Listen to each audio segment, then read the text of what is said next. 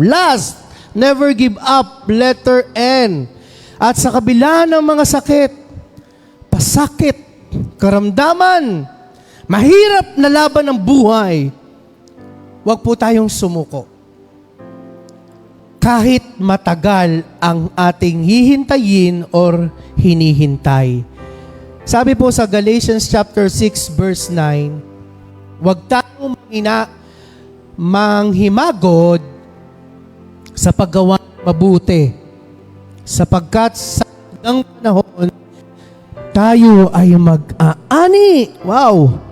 Kung hindi tayo manghihina, sa ibang translation, kung hindi tayo susuko, kung hindi tayo titigil, kung hindi tayo mapapagod, sa ibang translation. Ibig sabihin po, paano natin to i-apply?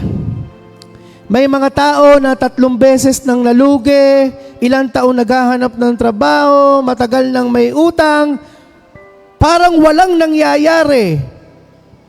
Pero tandaan, hindi pa tapos ang kwento habang kumikilos pa din ang Diyos. Wow, ang gandang isipin, no? Minsan kasi talaga tayo, sinuko na. Kaya ako hanga doon sa mga may goal, magdodoktor ako, tas naging doktor siya.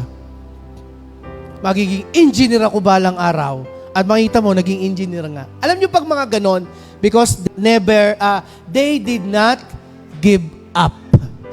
Kaya pag nangarap ka kabataan, I'll be a pastor someday. Magiging pastor ka talaga. Pag pinangarap, bibira nangangarap niyan kasi hindi nga yan pinapangarap eh. No. Pagdating ng panahon, sasakay ako ng lahat mahaling barko at magta-travel ako sa iba-ibang bansa. Pwede yun.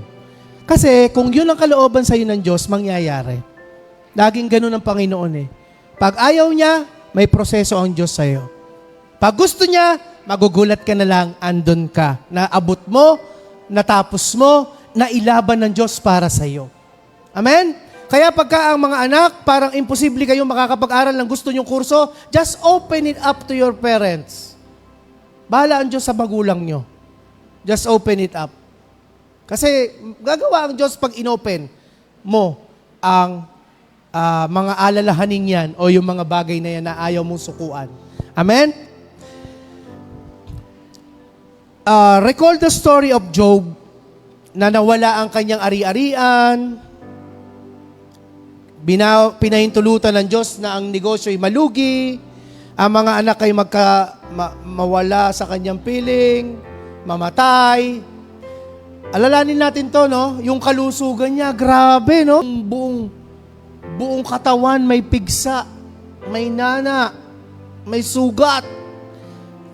Paano yung faith na yon na masasabi niya pa rin na hubad akong lumabas, no? Dito sa mundong to, sa sinapupunan ng aking magulang. Paano ba yon? Parang, Lord, ito ba yung deserve ko na puro sugat ang katawan ko? Tapos ayaw na sa akin ng mga anak ko? Tapos namatay na sila? Tapos yung mga alipin ko, iniwan na ako lahat? Tapos yung mga hayop ko, pinagkakakitaan, patay lahat?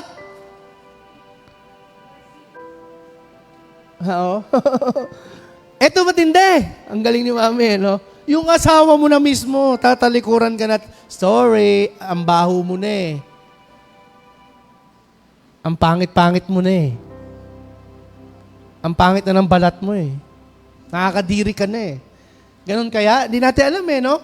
But the moral of the story is, kahit nagkaganon si Job, dahil ang Diyos niya'y buhay, Diyos niya'y nakatunghay, Diyos niya'y makapangyarihan, at dahil patuloy siya nagsubmit sa kapangyarihan at kakayanan ng Diyos, ang sabi ng Biblia, God restored everything to Job nang higit pa kaysa dati. Job chapter 42 verse 10. Kailan ang moment na yon ng buhay mo na i-restore ng Diyos ang lahat ng mga bagay na sinira at ninakaw at pinuksa ng kaaway?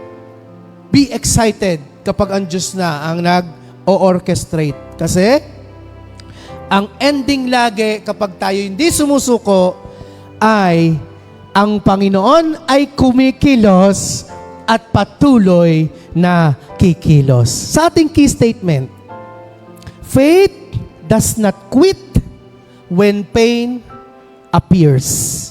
Ang pananampalataya ay hindi sumusuko kapag nandyan ang mga sakit, nandyan ang karamdaman, nandyan ang pasakit, o yung kirot na nararamdaman. Ang faith pala ay hindi dapat sumusuko kapag ang mga bagay na yan ay lumalabas at nangyayari. Sa halip, faith continue until God's promise appears. Wow! Sino po excited sa napakaraming promise sa Bible ng Panginoon? Sino po excited? Sige po, palakpakan po natin si Lord. Faith continues until God's promise appears. Pero ulitin ko po, lahat tayo kailangan dumaan ng iba-ibang hardship, painful story, dark side of our life, kakulangan, katanungan, pamilya, personal, trabaho, sa church. Lahat to kailangan ng proseso natin sa ating Christian life. At sa ating pagtatapos, sabi po dito, hindi pa tapos ang kwento mo, magtiwala ako, kumikilos pa ang Diyos. Let us go to our conclusion.